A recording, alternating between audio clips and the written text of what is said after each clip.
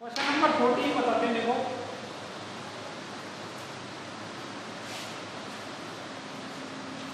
ये थोड़ा set theory की तरह सोचेंगे ना तो थोड़ा दिखेगा। In a group of students, group of student मतलब केवल ग्रुप ऑफ स्टूडेंट दे रखा है, कितने स्टूडेंट है वो नहीं दे रखा। 100 स्टूडेंट नोज हिंदी, तो हिंदी जो जानने वाले हैं वो कितने हैं, 100 हैं। 100 स्टूडेंट हिंदी जानते हैं। इसके बाद 50 नोज इंग्लिश, 50 स्टूडेंट ऐसे हैं जो इंग्लिश जानते हैं, ठीक है। एंड देन 25 नोज बोथ, तो 25 ऐसे स्टूडेंट हैं जो हिंदी और इंग्लिश दोनों जानते हैं, जो इंटरसेक्शन आएगा और वो कितने हैं, 25। Each of the student knows either Hindi और इंग्लिश, हर एक स्टूडेंट या तो हिंदी जानता है या तो इंग्लिश जानता है, मतलब कोई भी स्टूडेंट ऐसा नहीं है जो कोई लैंग्वेज नहीं जानता हो, ठीक है। तो अब हमें बताना है कि ग्रुप में कितने स्टूडेंट हैं, how many students are there in the group. तो इन द ग्रुप का मतलब यूनिवर्सल से होता है। इन द ग्रुप का मतलब ग्रुप जो है कितने स्टूडेंट हैं ग्रुप में, उसका मतलब क्या होता है, यूनिवर्सल, ठीक है। अब ये क्या कह रहा है, इसमें एक स्टेटमेंट दे रख, मतलब इसमें एक लाइन दे रखी है, each of the student knows either Hindi और इंग्लिश। तो जो ग्रुप में है ना स्टूडेंट, ग्रुप के जो स्टूडेंट हैं हर एक जो है कोई ना कोई लैंग्वेज जरूर जानता है। इसका मतलब हमें जो फाइंड करना है वो एच यूनियन ई है, मतलब जो एच यूनियन ई हम जो फाइंड करेंगे ना वो किसके इक्वल होगा, यूनिवर्सल के इक्वल होगा, यानी वो ग्रुप के इक्वल होगा, ठीक है। तो इसको फाइंड करना तो कोई बहुत ज़्यादा डिफिकल्ट नहीं है आप लोगों के लिए, क्योंकि फॉर्मूला ही अप्लाई करना है। वैसे कैलकुलेट कर सकते हो, 150 - 25 कितना आएगा, 125 आंसर, ठीक है। तो ऐसे आंसर क्या आ जाएगा, 125 हो जाएगा, ठीक है। तो N H union E equals to 100 plus 50, चलो फॉर्मूला अगर लिखेंगे तो N H plus N E minus N H intersection E, and this is equals to 100 plus 50 minus 25 that is equals to 125, ठीक है। अब यहाँ पे जो मेन चीज जानने की है ना वो ये है कि हमने यूनिवर्सल को किसके इक्वल लिया है, एच यूनियन ई की। मैंने बताया था कि यूनिवर्सल में और एच यूनियन ई में थोड़ा डिफरेंस होता है। क्या डिफरेंस होता है कि जैसे हमने सर्वे किया, ग्रुप के ऊपर सर्वे किया, तो जो ग्रुप है ना दैट इज यूनिवर्सल, ग्रुप तो क्या है, यूनिवर्सल। और उसमें से अगर मान लीजिए जैसे 150 के ऊपर सर्वे किया, 100 ने केवल पार्टिसिपेट किया उस सर्वे में, तो यूनियन में क्या आएगा, 100 आएगा। लेकिन यहाँ पे तो ये कह दिया इसने कि जो ग्रुप में स्टूडेंट है वो कोई ना कोई लैंग्वेज जरूर जानता है। इसका मतलब कोई भी बच्चा ऐसा नहीं है जो लैंग्वेज नहीं जानता है, इसलिए हमने एच यूनियन ई को किसके इक्वल ले लिया, यूनिवर्सल के लिए, क्योंकि इसमें दिया हुआ था। तो ये कैलकुलेट करेंगे तो 125 स्टूडेंट्स आएगा, ठीक है। तो ये क्वेश्चन नंबर 14 था भाई आपका।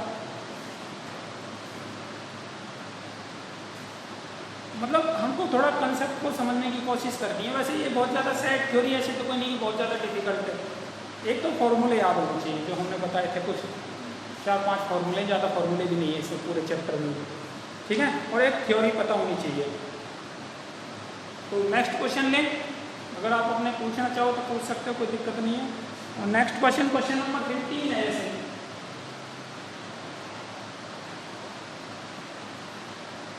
क्वेश्चन नंबर 15,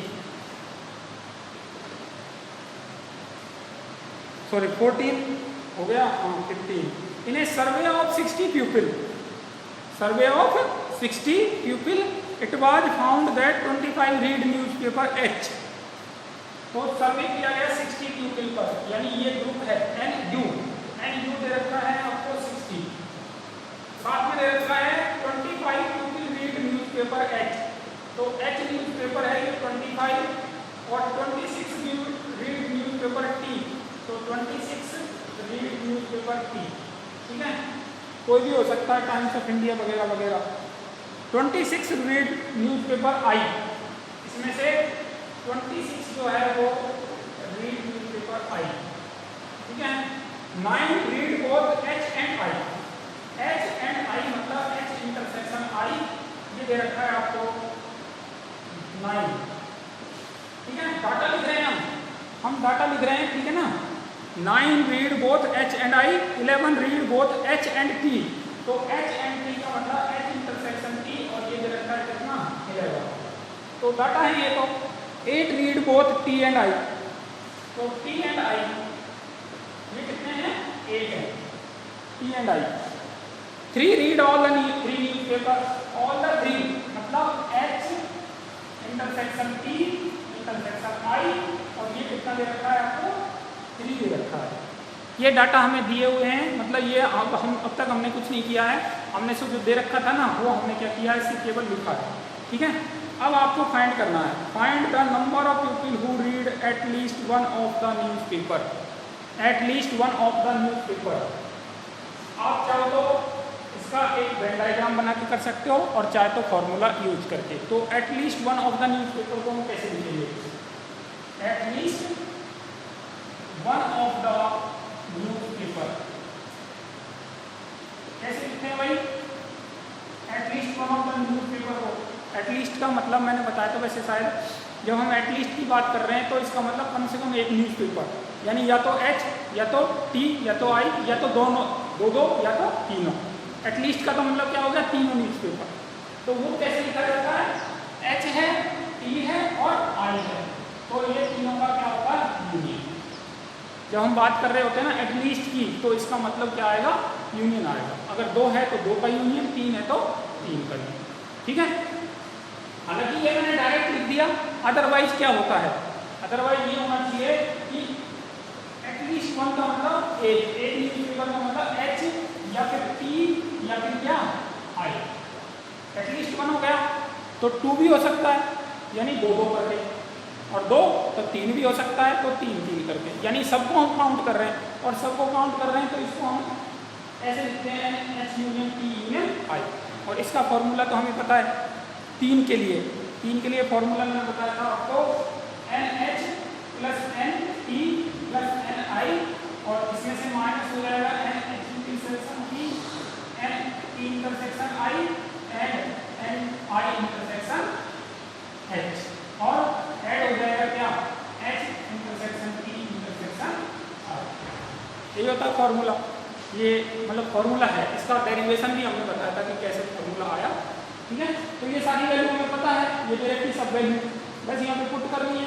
तो पुट करनी है तो क्या आ गया, 25 प्लस 26 प्लस 26, ये तो हो गया NH NT और NI, माइनस 9 माइनस 11 माइनस 1 और प्लस का 3, ये आ गया। तो कितना हो गया भाई, 78, 80 माइनस 20 28 80 माइनस 28, तो कितना हो गया 60, यानी 52। कितना हो गया 52। तो एटलीस्ट वन में कितना आएगा, 52 स्टूडेंट्स आएंगे। ठीक है, तो 52 स्टूडेंट्स, मतलब ये तो कैलकुलेशन है जो आप कर सकते हो, कोई दिक्कत नहीं है, बट मेन चीज़ है कि आपने ये फॉर्मूला लिखा। ग्रुप में कितने बच्चे हैं टोटल, स्टूडेंट कितने हैं टोटल, 60 हैं।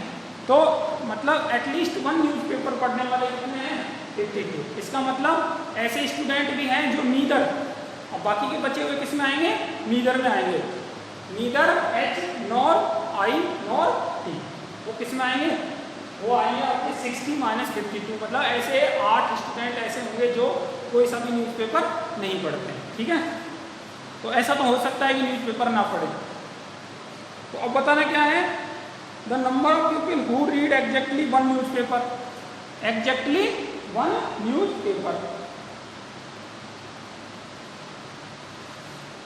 ये बेटा है कैसे, तो एग्जैक्टली वन न्यूज़पेपर, इसके लिए हम क्या करेंगे, देखो जैसे हमने ये बनाया वेन डायग्राम, तो वेन डायग्राम बनाया, ये H का हो गया, ये T का हो गया और ये I का हो गया।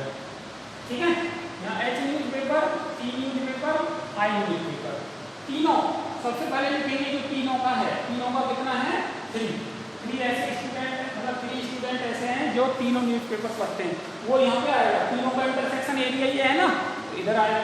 अब इसके बाद H और T का कितना दे रखा है, H एंड T का कितना है 11, और 3 हम ऑलरेडी लिख चुके हैं, तो क्या हो गया 8।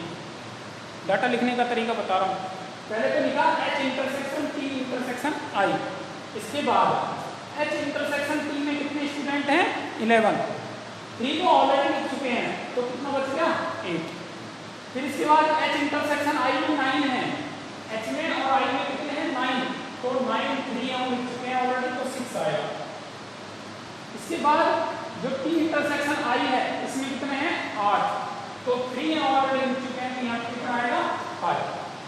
ठीक है।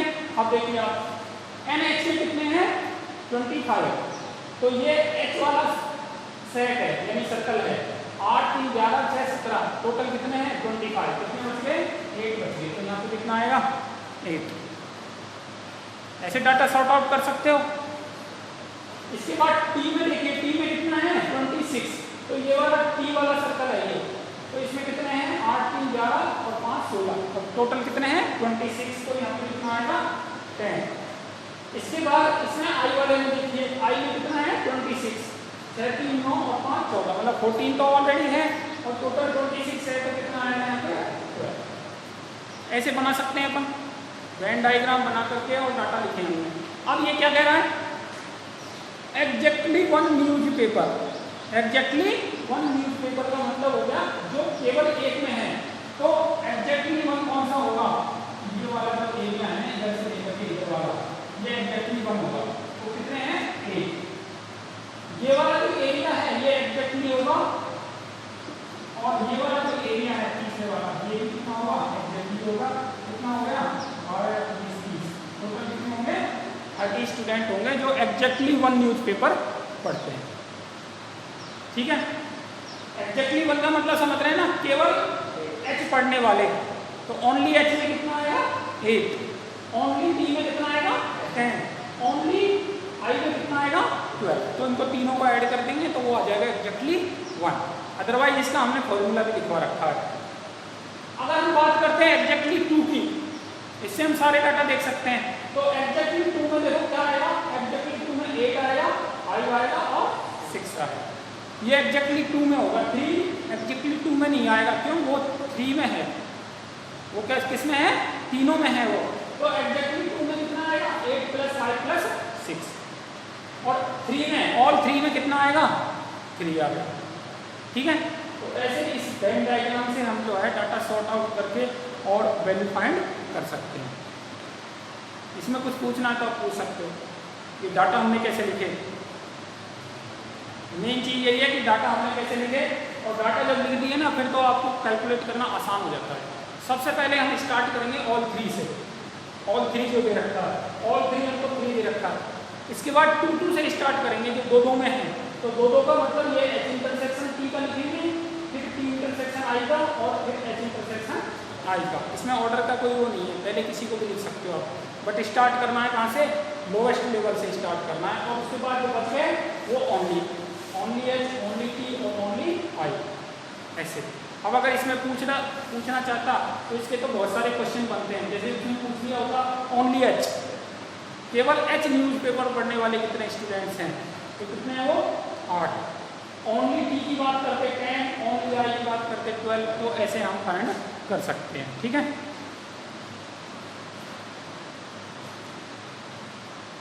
पूछ सकते हो, कोई क्वेश्चन हो आप लोगों के माइंड में थ्योरी से रिलेटेड। नेक्स्ट देखिए, फिर नेक्स्ट बताए ना। चलिए इसके बाद जैसे 16 हम रिस्टार्ट करें, क्वेश्चन नंबर 16, मतलब थ्योरी हम ऑलरेडी बता चुके हैं इसलिए हम क्वेश्चन सॉल्व करवा रहे हैं। तो 16 है इसका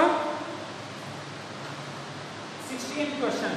इन्हें सर्वे, मैंने बताया था कि सेट थ्योरी में क्वेश्चन ज़्यादातर किसके आते हैं, लाइक के, डिसलाइक के, सर्वे के, ऐसे क्वेश्चंस आते हैं सेट थ्योरी में। ठीक है, तो वही है इसमें भी, सभी सर्वे के हैं लगभग।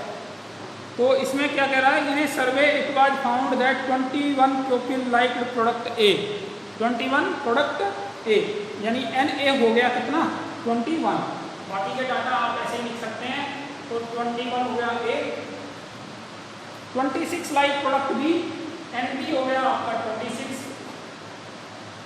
29 like product C, 29 like product C, if 14 people liked A and B, A and B का मतलब A इंटरसेक्शन B, ये आपको दे रखा है कितना 14, 12 like product C and A, तो 12 हो गया C intersection A, that is 12, और इसके बाद A इंटरसेक्शन B भी दे रखा है आपको, B and C liked, B and C 14 people like B and C। ठीक है, 8 like all the 3 products. तो 8 like all the 3 product means A intersection B intersection C. ये दे रखा है आपको 8, ठीक है। तो ना how many like product C only, ऐसे कितने होंगे जो केवल सी को पसंद करते हैं, ठीक है। How many like product C only and C only, ये आपको फाइंड करना है, ठीक है। तो इसके लिए आप फिर से वही वेन डायग्राम बना सकते हैं और आसानी से आप इसको फाइंड कर सकते हैं। तो वेन डायग्राम बनाएंगे, तो E के लिए वेन डायग्राम बनाएंगे। पहला सेट A, सेट B और set C, A, B and C, ठीक है। और ये डाटा जो है यहाँ से स्टार्ट करेंगे A intersection B intersection C से, ये A नंबर। इसके बाद A इंटरसेक्शन C दे रखा है 12, 8 यहाँ पे रखा हुआ है तो 4 हो रहा है, 8 4 12। इसके बाद B इंटरसेक्शन C का दे रखा है 14, तो 8 यहाँ पे रखा हुआ है तो 6 इधर आएगा। और इसके बाद देखिए इसके बाद है आपका C दे रखा है 29, तो 6 8 14 4 कितना हो गया 11 आएगा इसमें, ठीक है। तो C ओनली कितना हो गया 11 हो गया, C ओनली कितना हो गया 11, ठीक है। अगर आप फॉर्मूला बनाना चाहें तो NC ओनली कैसे फाइंड करेंगे, NC minus N A intersection C minus N B intersection C, ठीक है। तो और ऐड कर देंगे क्या N A intersection B intersection C, ठीक है। ये फॉर्मूला भी आप बना सकते हो यहाँ से देख करके C ओनली के लिए। NC में से A इंटरसेक्शन C और B इंटरसेक्शन C को माइनस कर दिया, माइनस करने का मतलब ये एक बार माइनस किया, ये एक बार माइनस किया, तो इसको हमने 2 बार माइनस कर दिया, ठीक है। लेकिन एक बार तो होना चाहिए था, तो हमने एक बार ऐड कर दिया, ठीक है। तो ऐसे आप फाइंड कर सकते हो। नहीं तो ये वेन डायग्राम से तो आप आसानी से, अब हमने सारे डाटा नहीं लिखे, क्यों, क्योंकि हमें सिर्फ क्या फाइंड करना था NC ओनली। अगर हमें और NB only NA only find करना होता तो हम बाकी के डाटा भी लिखते इसमें, ठीक है। ऐसे सॉल्व कर सकते हैं आसानी से। ये क्वेश्चन नंबर 16 था। बाकी आप बताइए कोई टॉपिक हो आपका ऐसा जो एक्सप्लेन करना हो, या क्वेश्चन हो आपका जो फिर से एक्सप्लेन करना हो, नहीं तो फिर हम स्टार्ट करवा देंगे, आपको कल से स्टार्ट करवा देंगे तो रिलेशन एंड फंक्शन वाला, ठीक है। पूछना है कुछ?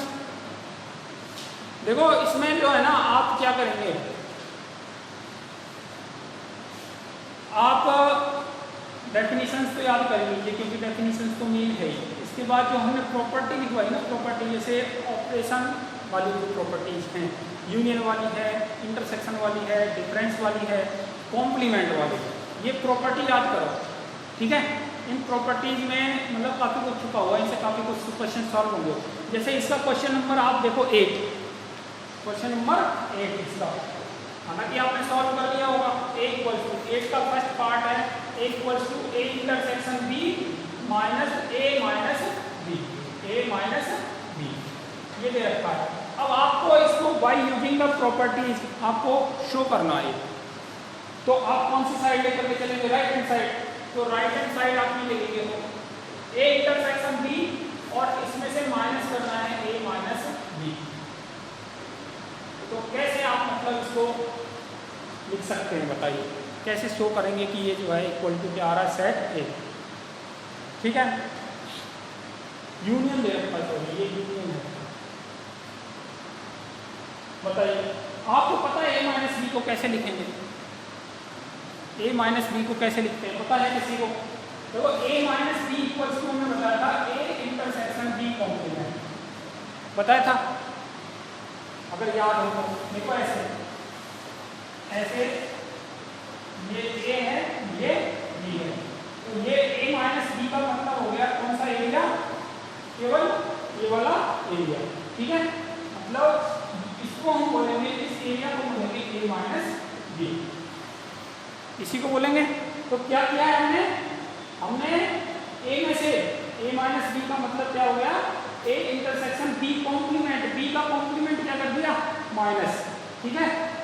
यानी ये एरिया फाइंड करने के लिए, ये एरिया फाइंड करने के लिए हमने क्या किया कि ए में से ए और बी कॉम्प्लीमेंट का जो इंटरसेक्शन है, बी कॉम्प्लीमेंट क्यों, तो वो बी कॉम्प्लीमेंट जो है ना, इसका जो कॉम्प्लीमेंट फाइंड करेंगे तो इसको छोड़ करके बाकी का एरिया आएगा। बी कॉम्प्लीमेंट का मतलब बी नहीं आएगा, बाकी का एरिया आएगा। तो ये लिया, इसको छोड़ करके बाकी का एरिया, तो बाकी का एरिया और ये जो एरिया है इन दोनों में कॉमन क्या है ना, यही आएगा। तो इसलिए हम ए माइनस बी को क्या लिखेंगे, इंटरसेक्शन बी कॉम्प्लीमेंट लिखेंगे। आया समझ में क्यों लिखा है भाई? बी कॉम्प्लीमेंट का मतलब होता है कि इस एरिया को छोड़ करके बी का एरिया, सेट बी का एरिया छोड़ करके बाकी का एरिया आएगा। तो बाकी का एरिया मतलब पूरा यूनिवर्सल सेट वाला पूरा एरिया आएगा। तो पूरा एरिया और ये, तो कॉमन कौन सा बचा, कॉमन कौन सा बचा, ये वाला एरिया बचा कॉमन। तो इसलिए ए माइनस बी को लिखेंगे ए इंटरसेक्शन बी कॉम्प्लीमेंट। तो अब यहाँ पे जो है ए माइनस बी की जगह लिख देंगे ए इंटरसेक्शन बी कॉम्प्लीमेंट। तो ए इंटरसेक्शन बी और union A intersection B complement. अब इसमें डिस्ट्रीब्यूटिव प्रॉपर्टी लगाई और डिस्ट्रीब्यूटिव प्रॉपर्टी के रिवर्स प्रॉपर्टी लगाएंगे। तो इसका डिस्ट्रीब्यूशन हुआ है इंटरसेक्शन का, तो ए इंटरसेक्शन क्या आएगा, बी यूनियन बी कॉम्प्लीमेंट। जब डिस्ट्रीब्यूटिव प्रॉपर्टी के रिवर्स प्रॉपर्टी लगाएंगे तब, मतलब इसको आप डिस्ट्रीब्यूट करके देखिए क्या आएगा, A intersection B union A intersection B complement. B union B complement किसके इक्वल होता है, बी यूनियन बी कॉम्प्लीमेंट किसके इक्वल हो गया, यूनियन के, यूनिवर्सल के। किसके इक्वल हुआ, यूनिवर्सल के। तो A intersection universal, A intersection universal, और ए का जो इंटरसेक्शन लेंगे यूनिवर्सल के साथ तो क्या आएगा, ये आएगा, ये इसके इक्वल आएगा ए। तो ऐसे आप जो है इस प्रॉपर्टी को प्रूव कर सकते हो, ठीक है। तो ए माइनस बी से काम नहीं चलेगा, किससे काम चलेगा, ए इंटरसेक्शन बी कॉम्प्लीमेंट से। और मुझे लग रहा है ऐसा कि आपको ये अभी क्लियर नहीं हुआ। देखो मैं बताता हूँ आपको, इसमें दो आप वेन डायग्राम बनाइए, एक से क्लियर नहीं होगा। देखो पहले तो बनाया ऐसे, ये तो हो गया आपका ए, सेट ए है, ठीक है। तो सेट ए का मतलब तो ये पूरा हो गया, सेट ए का मतलब तो क्या हो गया, पूरा। और दूसरा जो है, दूसरा क्या है, बी कॉम्प्लीमेंट है। तो आपने सेट ए बनाया, सेट बी बनाया, बी का कॉम्प्लीमेंट क्या होगा, बी का कॉम्प्लीमेंट क्या होगा, बी को छोड़ करके बाकी का एरिया। तो बी को छोड़ देना हम, बी को हमने छोड़ दिया, बाकी का एरिया हमने क्या कर दिया, सेव। अब आप इनका जो है, इन दोनों का इंटरसेक्शन देखो, इंटरसेक्शन मतलब कॉमन ग्रीन रिलेशन कौन सा होगा। तो आप इसको यहाँ पे रख करके देखिए, तो ये तो कॉमन होगा नहीं, ये तो केवल इन्हीं पे शेड हो रहा है, इधर शेड नहीं हो रहा। तो शेड, डबल शेड कौन सा होगा, ये वाला एरिया। तो इसलिए इसको मैंने कैसे लिखा था, इसको लिखा था ऐसे, इसको मैंने लिखा था ऐसे। बस ये एरिया जो होगा ना, ये वाला एरिया, ये वाला एरिया आएगा क्या, इन दोनों का कॉमन इंटरसेक्शन, यानी इसको बोलेंगे ए इंटरसेक्शन बी कॉम्प्लीमेंट। और ये क्या है, ये ए माइनस बी है। ये फील्ड क्या होता है, ए माइनस बी, तो ये है ए माइनस बी। तो A minus B equal to A intersection B complement. तो मैंने यहाँ प्रॉपर्टी ये अप्लाई करके, ठीक है। ऐसे ही आप कर सकते हो। कौन सा वाला पार्ट, इसका सेकंड पार्ट, दो पार्ट है क्वेश्चन नंबर 8 में। आप लोगों ने इसको मैंने कैसे किया होगा, इसका एक पार्ट और है, इसका एक पार्ट और है, सेकंड पार्ट है ए यूनियन बी माइनस ए। ये किसके इक्वल आना चाहिए, ए यूनियन बी के इक्वल आना चाहिए। तो इसमें हम लेफ्ट हैंड साइड से ही स्टार्ट करेंगे, लेफ्ट हैंड साइड से स्टार्ट करेंगे। तो लेफ्ट हैंड साइड जो है, टाइम हो गया, हाँ कोई बात नहीं, छोड़ दिया। ए यूनियन बी माइनस ए को कैसे लिखेंगे, बी माइनस ए को बी इंटरसेक्शन ए कॉम्प्लीमेंट। जैसे ए माइनस बी को लिखा था ऐसे ही बी माइनस ए को लिखेंगे। तो ये हो जाएगा A union B intersection A union A complement. तो ए यूनियन बी इंटरसेक्शन ये होगा यूनिवर्सल, किसके इक्वल आएगा, ए यूनियन बी, ठीक है।